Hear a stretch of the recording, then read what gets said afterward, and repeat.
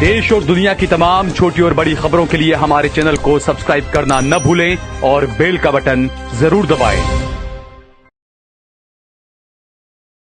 नमस्कार दोस्तों, स्वागत है आपका देश लाइव में और आपके साथ मैं हूं आशिमा त्यागी। दोस्तों, पूरा देश डिजिटल इंडिया के दावे सुन सुनकर थक चुका है, लेकिन जैसे ही बात वक्फ प्रॉपर्टीज के रजिस्ट्रेशन की आती है तो पूरा सिस्टम अचानक स्लो मोशन में चला जाता है। सवाल यह है कि जब 1.4 बिलियन यानी कि 140 करोड़ वोटर्स के डेटा को संभालने वाला SIR पोर्टल बिना रुके, बिना अटके, बिना किसी शिकायत के चल रहा है, तो फिर सिर्फ 8000 वक्फ प्रॉपर्टीज का डेटा संभालने वाला उम्मीद पोर्टल लगातार 6 दिनों से क्यों ठप पड़ा है? यही वो पॉइंट है, यही वो बिंदु है जिसमें लखनऊ के शिया धर्मगुरु मौलाना कल्बे जब बात को साफ साफ कहने पर मजबूर कर दिया कि यह समस्या तकनीकी नहीं लगती बल्कि किसी सुनियोजित देरी की तरफ इशारा करती है। देश में नया वक्फ एक्ट लागू होने के बाद साफ आदेश है कि हर मुतवल्ली या ट्रस्टी को 6 दिसंबर तक अपनी वक्फ संपत्ति का पूरा ब्यौरा उम्मीद पोर्टल पर दर्ज करना अनिवार्य है। तो दोस्तों, इतना ही नहीं, कानून ये कहता है कि अगर कोई 5 दिसंबर तक जानकारी जमा नहीं कर पाता तो उसके खिलाफ 6 महीने की जेल तक की कार्रवाई हो सकती है। ये प्रावधान है।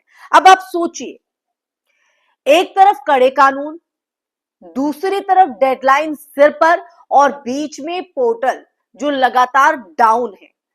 क्या यह महज एक संयोग है या फिर किसी बड़ी प्रशासनिक रणनीति का हिस्सा?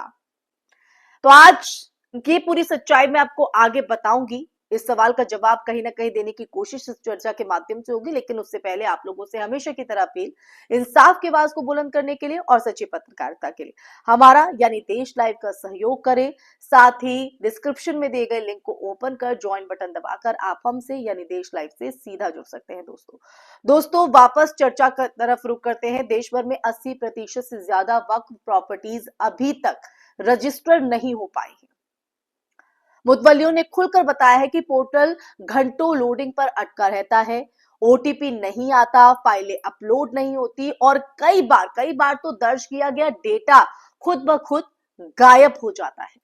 ये समस्या है। ये सब तब हो रहा है जब दूसरे सरकारी पोर्टल्स दिन रात बिना किसी बड़ी समस्या के चलते रहते हैं। अगर पूरा बैंकिंग नेटवर्क, आधार, पासपोर्ट सेवा, आयकर पोर्टल और चुनाव आयोग के डेटा सर्वर्स एक साथ चलते हैं तो आखिर उम्मीद पोर्टल ही क्यों कोमा में चला गया है? वो इतना स्लो क्यों पड़ गया है? वहां पर काम क्यों नहीं हो पा रहा है? और अगर देरी होगी तो उसका खामियाजा कौन भुगतेगा? ये अहम सवाल हो जाता है। होता है कि नहीं? क्योंकि सरकार ने तो एक डेडलाइन जारी कर दी है, लेकिन जो समस्या आम लोगों को आती है, जो उम्मीद पोर्टल का सहारा लेना चाहते हैं, वो क्या करें? आज इसी सच्चाई को आपके सामने देश लाइव रखने जा रहा है। दोस्तों, तो समस्या तो मैंने आपको बताई कि किस तरह से उम्मीद पोर्टल पर जब एक व्यक्ति सहारा लेने की कोशिश करता है, उसका रुख करता है, तो किस तरह की समस्या होती है। लेकिन बड़ा सवाल यहाँ पर है कि अगर पूरा एक सिस्टम, बैंकिंग नेटवर्क जिसमें मैंने बात करी, आयकर पोर्टल, चुनाव आयोग, डेटा सर्वर्स एक साथ यहाँ पर चलते हैं, वहां इस तरह की कोई प्रॉब्लम नहीं होती, वहां इस तरह की कोई काम जो है वो स्लो नहीं होता, लेकिन उम्मीद पोर्टल पर ये सब क्यों हो रहा है? ऐसे में इसी सिलसिले में मौलाना कल्बे जब्बाद का कहना है कि ये वही पैटर्न है जो तब दिखता है जब किसी खास प्रक्रिया को समय पर पूरा ना होने देना हो। उनकी नजर में बहुत साफ है, अगर प्रॉपर्टीज समय पर रजिस्टर नहीं होंगी तो सरकार के पास कार्रवाई का आधार, जो बेस है, वो तैयार हो जाएगा। और यही वो स्ट्रैटेजी है। और ये कार्रवाई सिर्फ एक व्यक्ति, एक ट्रस्टी पर नहीं बल्कि हजारों वक्फ प्रॉपर्टीज पर लागू हो सकती है। दोस्तों, तो समझ रहे हैं आप खामियाजा क्यों मैंने बोला? यही वो सवाल और गहरा हो जाता है। क्या वक्फ प्रॉपर्टीज को प्रशासनिक रूप से कमजोर करने या उनके कंट्रोल को बदलने की कोई लंबी रणनीति चल रही है? पिछले कुछ महीनों में आप देखिए, पिछले कुछ महीनों में वक्फ एक्ट में बदलाव की जो चर्चाएं हैं वो वक्फ बोर्ड के अधिकारों पर कटौती और अब ऑनलाइन रजिस्ट्रेशन की अनिवार्यता, और ये सब मिलकर एक ऐसी तस्वीर बनाते हैं जिसे लेकर समुदाय में चिंता होना स्वाभाविक है। तकनीकी गड़बड़ी एक दिन 2 दिन चल सकती है, इसको समझा जा सकता है, लेकिन 6 दिन तक लगातार किसी राष्ट्रीय पोर्टल का ठप पड़े रहना तकनीक की विफलता से ज्यादा सिस्टम की मंशा पर सवाल खड़ा करता है। जब कानून में जेल का डर हो और पोर्टल का दरवाजा बंद हो जाए तो ये स्थिति किसी भी मुतवल्ली को अपराधी की भूमिका में धकेल सकती है, भले उसकी कोई गलती हो या ना हो। अब ऐसे में सबसे बड़ा सवाल वही है जो वीडियो के अंत में दर्शकों के मन पे असर भी छोड़ता है। क्या ये महज डिजिटल फेलियर है या फिर एक साइलेंट एडमिनिस्ट्रेटिव वॉरफेयर? क्या वक्फ प्रॉपर्टीज के रजिस्ट्रेशन में देरी सिर्फ तकनीकी इत्तेफाक है या इसके पीछे कोई ऐसी चुपचाप चल रही रणनीति जिसका जिक्र मैंने ऊपर किया, जो आगे चलकर बड़े फैसलों की वजह बनेगी? जब पूरा भारत ऑनलाइन चल रहा है तब 8000 प्रॉपर्टीज का एक साधारण पोर्टल 6 दिन तक बंद रहता है, और ये बंद रहना किसी भी तरह से सामान्य नहीं कहा जा सकता। और आने वाले हफ्तों में और महीनों में असली जो तस्वीर है वो और साफ होगी। लेकिन इतना साफ है दोस्तों, इतना साफ है कि ये मुद्दा सिर्फ एक पोर्टल का तो नहीं हो सकता, बल्कि वक्फ प्रॉपर्टीज के भविष्य, उन पर प्रशासनिक नियंत्रण के बदलते स्वरूप का कहीं ना कहीं ये पूरा मामला है।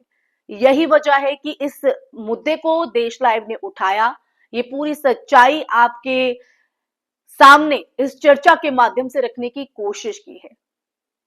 तो जाहिर तौर पर जो चर्चा की शुरुआत में वो तमाम बड़े सवाल थे, इस चर्चा को सुनने के बाद आपको उन सवालों का जवाब कहीं ना कहीं मिल गया होगा, लेकिन इस चर्चा को सुनने के बाद जाहिर तौर पर आपके मन में कई प्रश्न चिन्ह होंगे जिनके जवाब ढूंढना जरूरी है।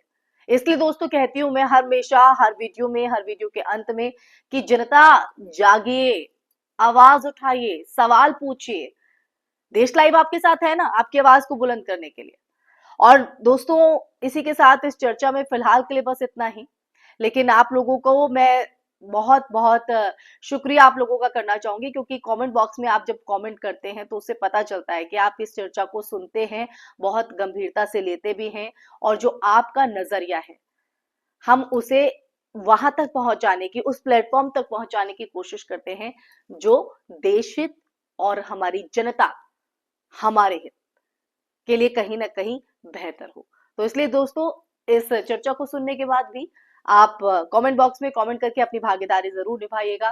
तो देश लाइव आपके साथ खड़ा है, आपकी आवाज को यूं ही बुलंद करता रहेगा। इस वीडियो को ज्यादा से ज्यादा शेयर कीजिएगा, हमारे चैनल देश लाइव को सब्सक्राइब कीजिएगा। फिर हाजिर होंगी एक ऐसे ही सच के संवाद को लेकर, तब तक के लिए अपना सहयोग हमारे साथ बनाए रखिए। मैं फिर इजाजत लेना चाहूंगी, नमस्कार।